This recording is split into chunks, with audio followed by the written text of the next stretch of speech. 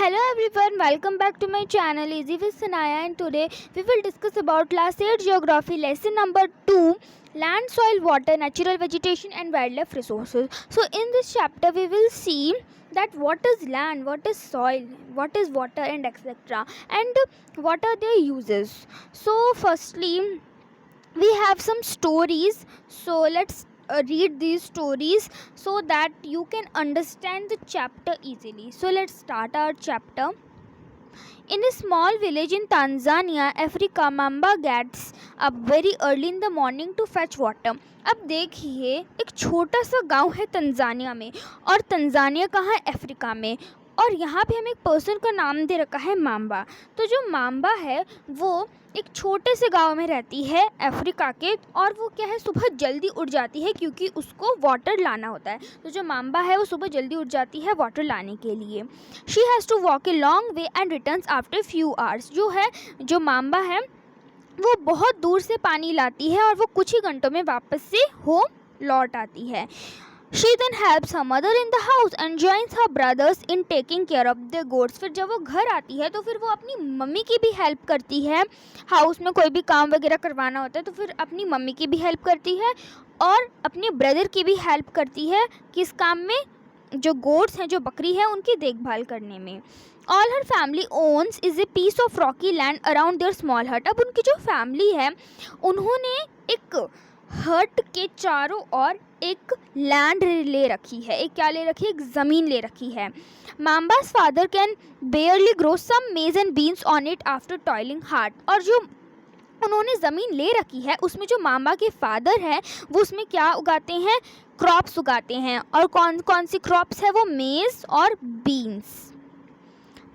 This is not enough to feed their family for the whole year. लेकिन पूरे साल के लिए ये जो उसके पापा फादर उगाते हैं, माम्बा के फादर, मेज़ और बीन्स, ये बहुत ही कम पड़ता है उनकी फैमिली के लिए. क्यों? क्योंकि पूरे साल के लिए वो इतना कम अनाज लगाते हैं, और इसीलिए उनकी फैमिली तो इतनी बड़ी है. उसके पापा हैं, उसकी मम्मी है, उसका भाई है, उसकी बहन है. इसीलिए पूरे साल के लिए इतना कम अनाज जो है उनके लिए इनफ नहीं है.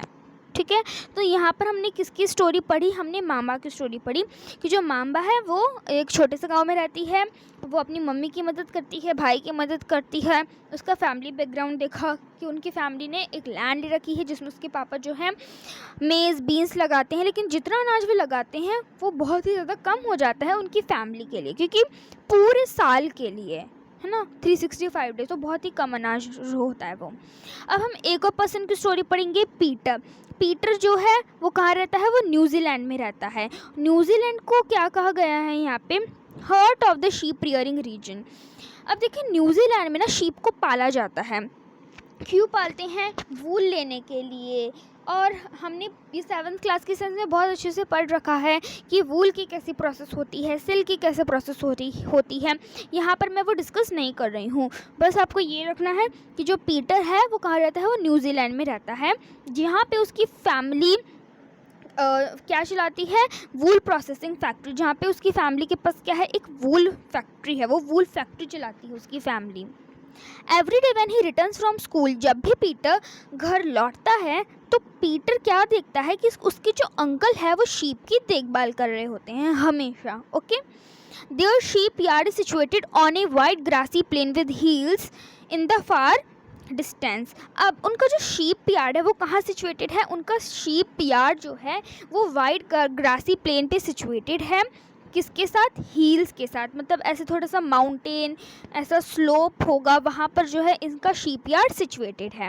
It is managed in A scientific way using the latest technology. उसको ऐसे मैनेज किया गया है, एक साइंटिफिक वे में उस शीप यार्ड को मैनेज किया गया है लेटेस्ट टेक्नोलॉजी का यूज़ करके. Peter's family also grows vegetables through organic farming. अब जो पीटर की फैमिली है वो सिर्फ वूल फैक्ट्री ही नहीं चलाती, वो वेजिटेबल्स भी ग्रो करती है. किसके थ्रू? ऑर्गेनिक फार्मिंग के थ्रू. अभी ऑर्गेनिक फार्मिंग क्या होता है मैं आपको थोड़ा सा बता देती हूँ.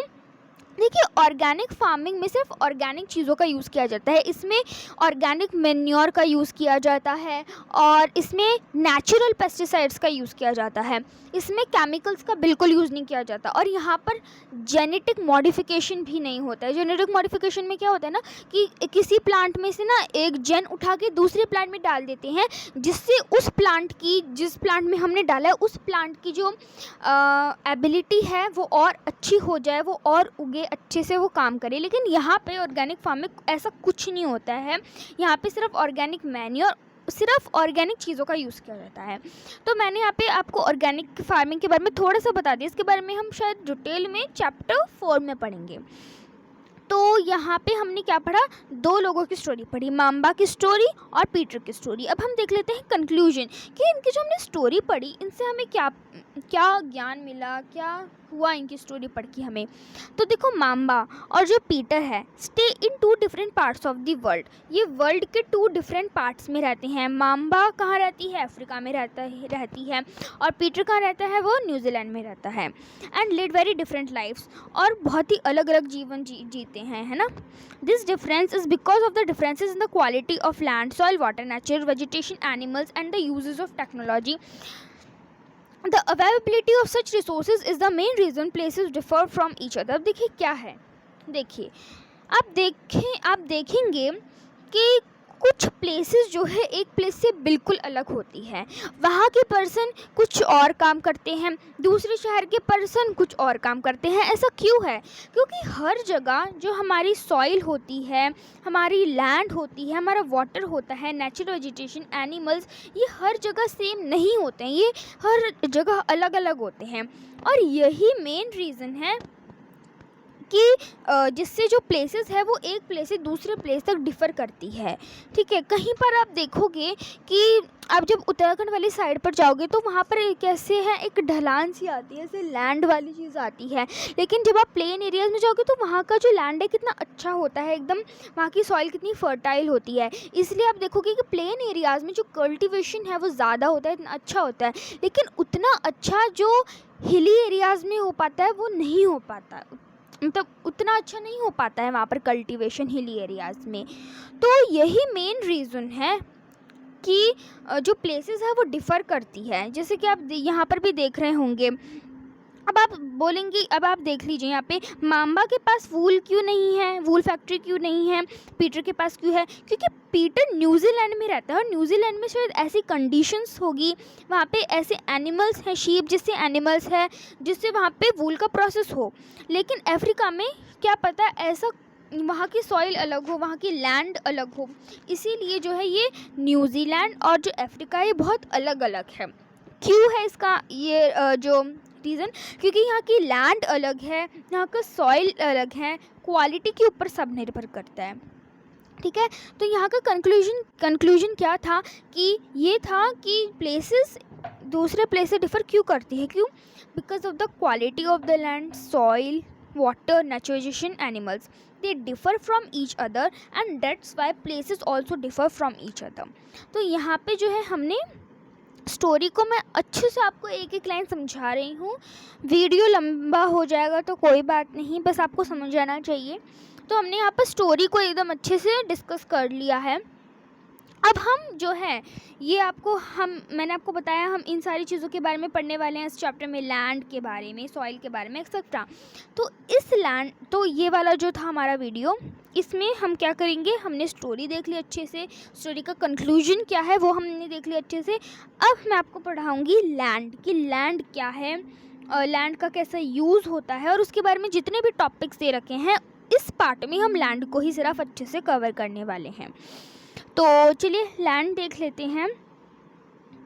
Land is among the most important natural resources. जो लैंड है वो बहुत ही ज़्यादा इम्पॉर्टेंट नेचुरल रिसोर्स है। अगर लैंड नहीं होगा तो आप अपने पैर किस पे रखोगे? जिस पे आप अपने पैर रखते हो वही तो लैंड है, वही तो ज़मीन है। तो जो लैंड है वो मोस्ट इम्पॉर्टेंट नेचुरल रिसोर्स है। It covers only about 30% of the total area of the Earth's surface and all parts of this small percentage are not habitable। अब देखिए ये हमारा अर्थ है, आप देखते होंगे कि अर्थ में आपको लैंड का भी एरिया होता है, ग्रीनरी का भी एरिया होता है, वाटर का भी एरिया होता है। तो कितना एरिया जो है लैंड कवर करती है अर्थ सरफेस का? ओनली 30%। सिर्फ जो अर्थ सरफेस होता है उसका 30% लैंड कवर करती है, जिसमें से भी कुछ पार्ट तो हैबिटेबल भी नहीं होता, उपयोग ही नहीं आता। ठीक है, तो ये इम्पॉर्टेंट एग्ज़ाम में आ सकता है, MCQs में आ सकता है कि अर्थ सरफेस जो होता है, हमारा अर्थ होता है, उसका कितना भाग लैंड कवर करती है? 30% वो जो है कवर करती है हमारी लैंड। उसके बाद आता है the uneven distribution of population in different parts of the world is mainly due to varied characteristics of land and climate. अभी जो अनइवन डिस्ट्रीब्यूशन होता है पॉपुलेशन का, आप देखते होंगे ना, कहीं पर ज़्यादा पॉपुलेशन होती है, कहीं पर कम पॉपुलेशन होते हैं। ऐसा क्यों बोला जाता है कि यूपी में ज़्यादा पॉपुलेशन है, सिक्किम में कम पॉपुलेशन है? क्यों? क्योंकि अभी हमने रेफरेंस पढ़ा। क्यों? क्योंकि जो एक तो हमने ये पढ़ा था कि जो प्लेसेस है वो एक दूसरे से क्यों डिफर करती है, क्योंकि उनकी क्वालिटी ऑफ लैंड, सॉइल हर जगह ये अलग होता है, इसलिए। लेकिन ये जो अनइवन डिस्ट्रीब्यूशन है पॉपुलेशन का different parts of the world में, ये भी किसी लिए होता है? Due to the varied characteristics of land and climate. वहाँ का लैंड अलग होता है, क्लाइमेट अलग होता है। जहाँ पे अच्छा लैंड एंड क्लाइमेट होगा वहीं पर तो पॉपुलेशन जो जाना ज़्यादा पसंद करेगी। जहाँ पे पानी ही नहीं होगा, लैंड ही नहीं होगी, वहाँ पर थोड़ी ना जाएगी पॉपुलेशन, इसीलिए। उसके बाद आता है the rugged topography, steep slopes of the mountains, low lying areas susceptible to waterlogging, desert areas, thick forested areas और normally sparsely populated और uninhabited। तो चलिए देखते हैं क्या बोल रहे हैं इसमें। अभी यहाँ पर क्या बोल रहे थे कि जो ये अनइवन डिस्ट्रीब्यूशन होता है पॉपुलेशन का, क्यों होता है? लैंड और क्लाइमेट की वजह से होता है। ठीक है, अब ये जो रग्ड टोपोग्राफी मतलब होते हैं खुदरी सी टोपोग्राफी, खुदरी सी ज़मीन, स्टीप स्लोप्स, इस तरीके से स्टीप स्लोप्स होते हैं माउंटेन्स के, लो लाइंग एरियाज़ होते हैं वहाँ पे जहाँ पर वाटर लॉगिंग होता है, मतलब वहाँ पे वाटर थोड़ा सा कम होता है, ज़्यादा वाटर नहीं होता है, डेजर्ट एरियाज़ होते हैं, थिक फॉरेस्टेड एरियाज़ होते हैं। ये क्या होते हैं? नॉर्मली स्पार्सली पॉपुलेटेड होते हैं और इनहैबिटेड होते हैं। अब देखिए, ऐसे जो मैंने अभी जो बताए डेजर्ट एरियाज़, फॉरेस्टेड एरियाज़, जहाँ पे वाटर लॉगिंग हो रहा है, स्टीप्स, वहाँ पे कल्टीवेशन करना ज़्यादा बेटर नहीं है। तो ये क्या है? ये अनइनहैबिटेड है और यहाँ की जो पॉपुलेशन देखोगे बहुत ही कम है, इसलिए यहाँ इसको बोला गया है स्पार्सली पॉपुलेटेड, बहुत ही कम पॉपुलेशन। इसका मतलब है बहुत ही कम पॉपुलेशन। उसके बाद है वहीं पे अगर आप बात करोगे प्लेन्स की, रिवर वैलीज़ की, ऑफर सूटेबल लैंड, ये सूटेबल लैंड होती है एग्रीकल्चर करने के लिए। Hence these are densely populated, इसलिए ये बहुत ही ज़्यादा पॉपुलेटेड एरियाज़ होते हैं वर्ल्ड के। तो हमने क्या देखा लैंड में? एक तो हमने देखा लैंड में कि बहुत इंपॉर्टेंट जो है नेचुरल रिसोर्स है, 30% जो है ये हमारे अर्थ सरफेस का कवर करता है। यहाँ पे पॉपुलेशन का अनइवन डिस्ट्रीब्यूशन क्यों है, इसका टॉपिक यहाँ पर हमें क्लियर हो चुका है। Due to varied characteristics of land and climate, हमें यहाँ पर डिफरेंस भी बता दिया है कि जहाँ पे ऐसे कौन से एरियाज़ हैं जहाँ पे जो है पॉपुलेशन कम होती है। प्लेन्स वगैरह में जो पॉपुलेशन है वहाँ ज़्यादा होती है, डेंसली पॉपुलेटेड एरियाज़ होते हैं। क्यों? क्योंकि वहाँ पे एग्रीकल्चर अच्छा होता है, इसलिए। तो हमने थोड़ा सा जो है लैंड का टॉपिक कवर कर लिया है, लैंड का थोड़ा सा इंट्रोडक्शन हमने देख लिया है कि लैंड क्या है और कहाँ पर कितनी पॉपुलेशन पाई जाती है अकॉर्डिंग टू लैंड।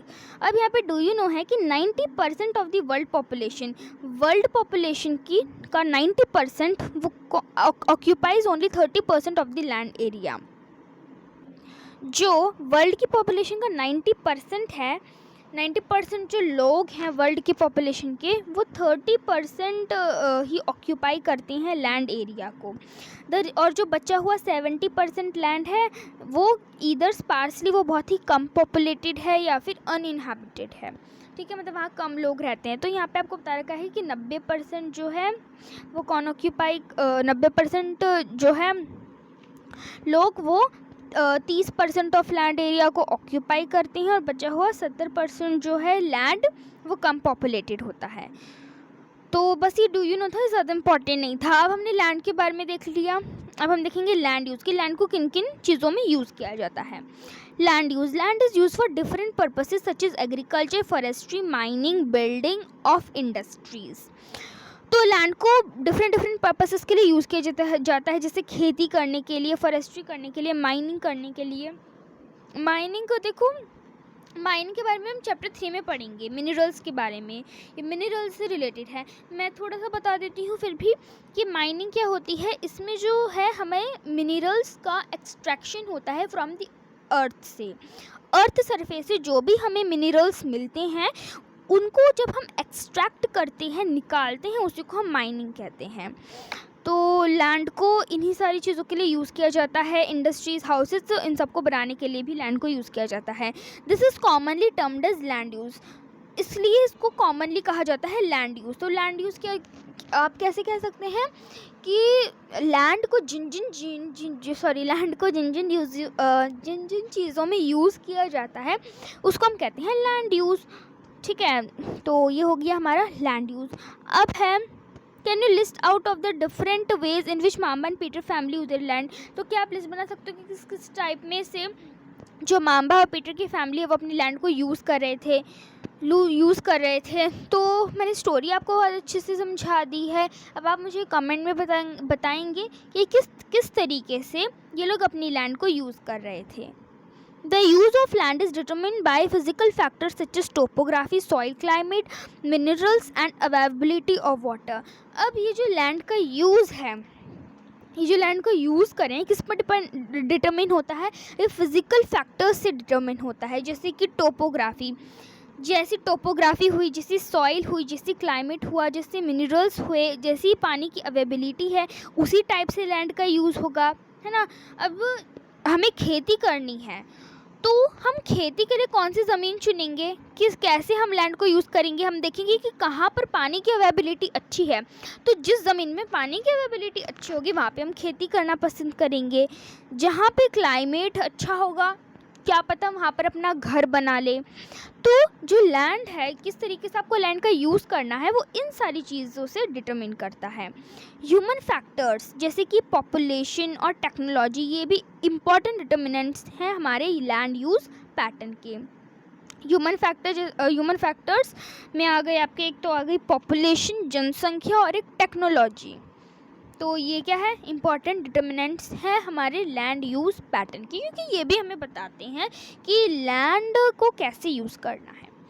अब हमने देख लिया लैंड के बारे में, तो अब हम देखेंगे कि land can also be classified on the basis of ownership. अब ओनरशिप के बेसिस पे लैंड को क्लासीफाई किया गया है। किसके बेसिस पे, ओनरशिप के बेसिस पे। एक है private land and second one is community land. दोनों को हम पढ़ेंगे। देखिए थोड़ा सा तो आप इससे आइडिया होंगे, रिलेटेड होंगे कि प्राइवेट लैंड खुद की ज़मीन, कम्युनिटी लैंड दूसरों के लिए, जिसको सब यूज़ कर सकते हैं। तो देखो private land is owned by individuals, whereas community land is owned by the community for common uses like collection of water, fruits, nuts और medicinal herbs। जो प्राइवेट लैंड होती है वो इंडिविजुअल होती है, मतलब वो खुद ही खरीदी जाती है।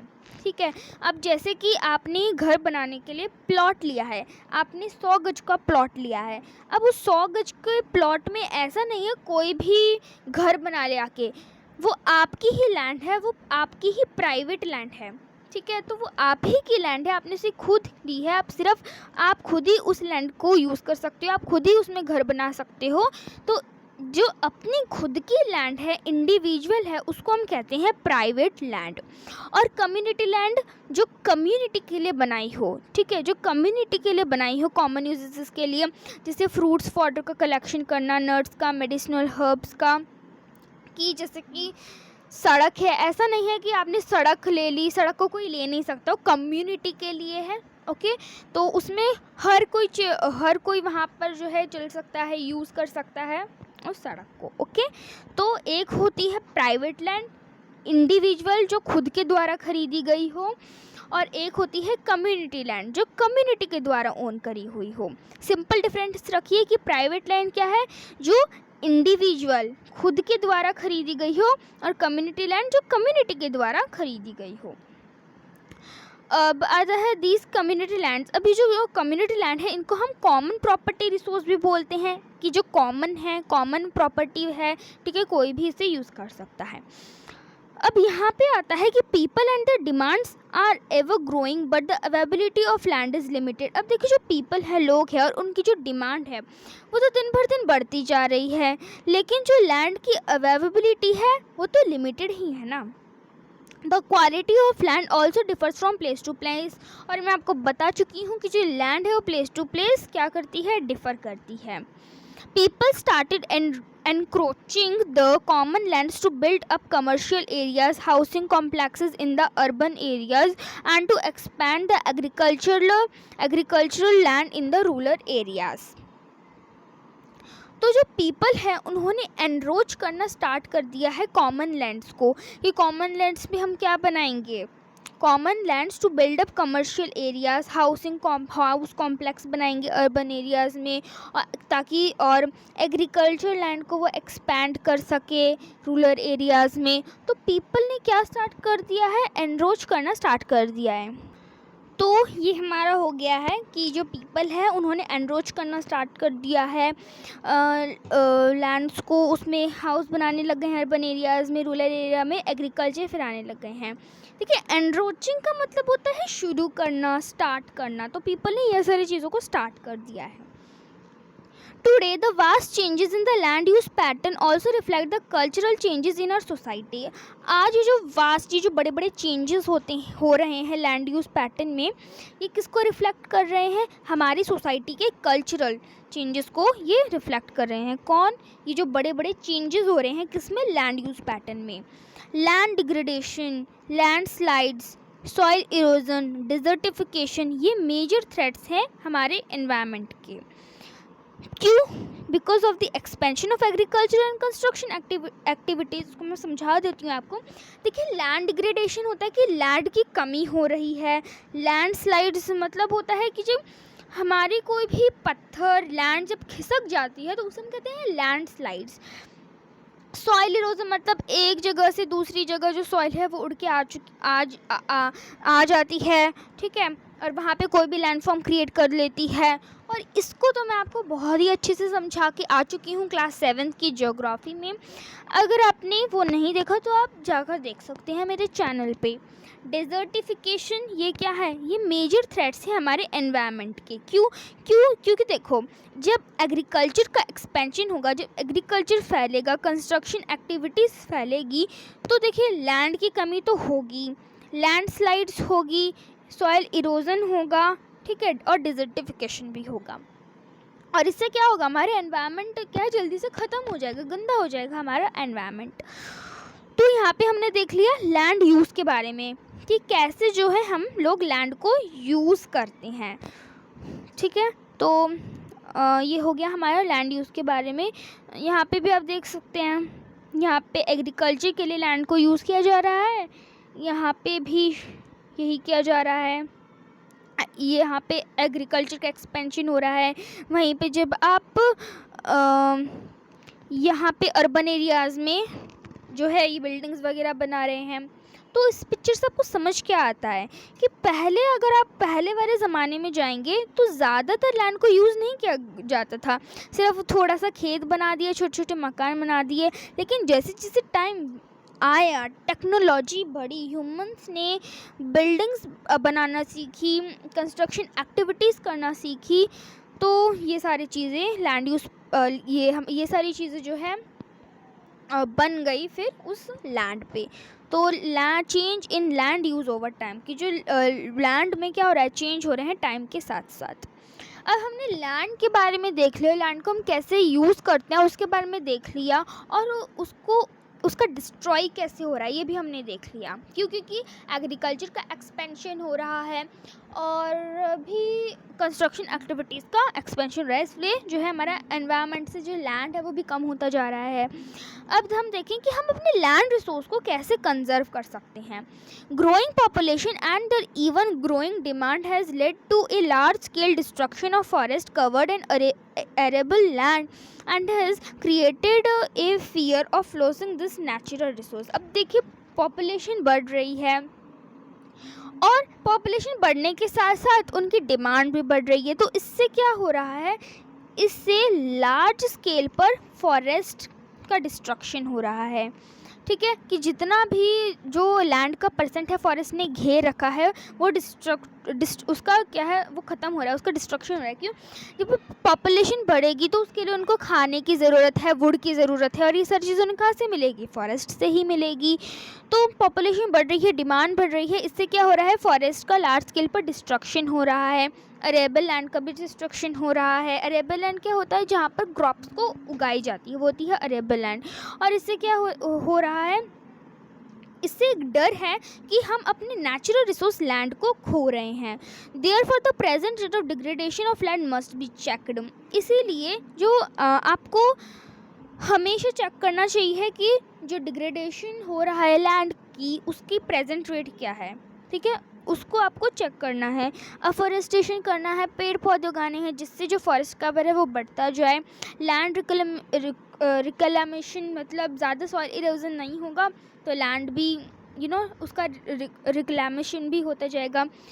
Regular use of chemical pesticides and fertiliser, ज़्यादातर आप जो है ना केमिकल पेस्टिसाइड्स फर्टिलाइज़र को यूज़ कर देते हैं जिससे हमारी जो लैंड ख़राब हो जाती है। इसलिए आपको बहुत ही कम पेस्टिसाइड फर्टिलाइज़र का यूज़ करना चाहिए। चेक्स ऑन ओवर ग्रेजिंग, ज़्यादा ओवर ग्रेजिंग नहीं होना चाहिए। कई बार आप काऊ को ऐसे ही छोड़ देते हो, वो इतना खा लेती है, इतना घास फूस को खा लेती है कि वो नष्ट ही कर देती है पूरे पेड़ पौधे को। तो ग्रेजिंग होनी चाहिए लेकिन ओवर ग्रेजिंग नहीं होनी चाहिए। तो ये कुछ कॉमन मेथड्स है जिससे हम लैंड रिसोर्सेज को बचा सकते हैं। कैसे हम लैंड रिसोर्स को बचा सकते हैं? एक तो हमेशा लैंड डिग्रेडेशन की प्रेजेंट रेट चेक करिए, अफॉरेस्टेशन करिए, ठीक है, केमिकल पेस्टिसाइड फर्टिलाइज़र का कम से कम उपयोग करिए और ओवर ग्रेजिंग ना हो, इसका ध्यान रखिए। तो इससे जो आप देखेंगे कि लैंड में धीरे धीरे कैसे चेंज आएगा।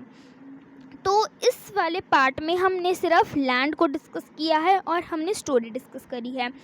तो इस वाले पार्ट में जो है हमारा लैंड का जो है वो कंप्लीट हो चुका है। अगले वाले पार्ट में हम सॉइल के बारे में देखेंगे और भी बहुत कुछ देखेंगे।